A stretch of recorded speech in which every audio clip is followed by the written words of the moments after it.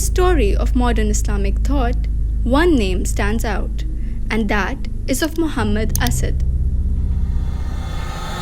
That Spain has a particular lesson which other parts of the Muslim world don't offer. But I believe that, first of all, we should safeguard the consciousness of one Muslim community. Muhammad Asad. Born in Europe, he took an extraordinary journey into the heart of Islam. He was more than a thinker. He was a bridge between worlds, faiths and philosophies. Muhammad Asad was born as Leopold Weiss in 1900 in the city of Lemberg, which we now know as Lviv in Ukraine. He came from a respected Jewish family known for their deep religious knowledge. His early education was a mix of traditional Jewish learning and modern European thinking, and the stage was set for a life of questioning and discovery. After World War I, Europe was in chaos, and so was Weiss. Restless and searching for purpose, he began to travel through the Middle East as a German newspaper correspondent.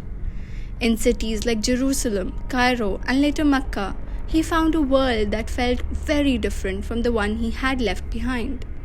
The people he met were Muslims with quiet dignity, strong faith, and deep values, and this left a mark on him. In time, something shifted within him. He felt drawn not just to the people, but to their way of life. In 1926, at the age of 26, he embraced Islam and took a new name, Muhammad Asad, which means Muhammad the Lion. His decision to convert wasn't emotional or rushed. It came after deep thinking and reflection. He saw Islam not just as a religion, but as a complete way of living, a balance between the soul and the world, the heart and the mind. He didn't just accept Islam, he became one of its most powerful voices in the modern era. One of his most famous books, The Road to Mecca, tells the story of his journey. It's part memoir, part reflection. It is a book that lets readers see Islamic culture through the eyes of a European. But Asad didn't stop at personal stories. In his book, Islam at the Crossroads, he warned Muslims not to lose their identity in the face of Western influence. He believed Muslims should think for themselves and not blindly copy the West or blindly reject it.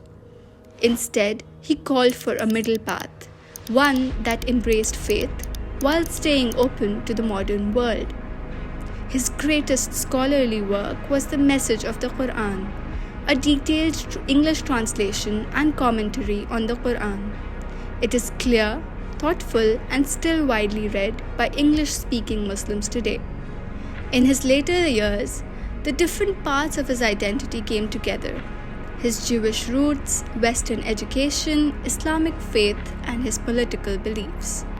He was a strong critic of Zionism and Israeli policies, but he also believed that remembering the Holocaust mattered deeply.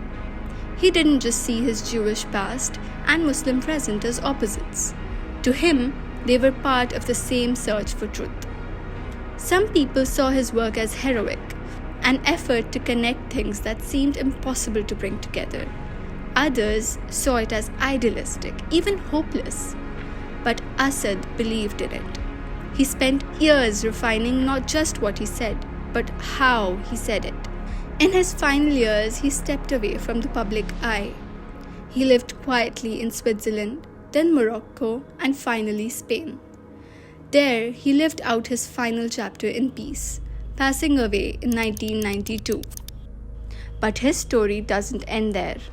His writings continue to inspire people looking for a thoughtful, sincere understanding of Islam. He's remembered not just as a writer or a scholar, but as a bridge between East and West, faith and reason, past and future. Muhammad Asad believed that Islam wasn't meant to hide from the modern world. It was meant to face it with wisdom, courage, and a sense of purpose. For Asad, being Muslim meant engaging with the world, not turning away from it. He believed Islam had something to offer, The global conversations, ideas about justice, mercy, and truth that could help build a better society for everyone.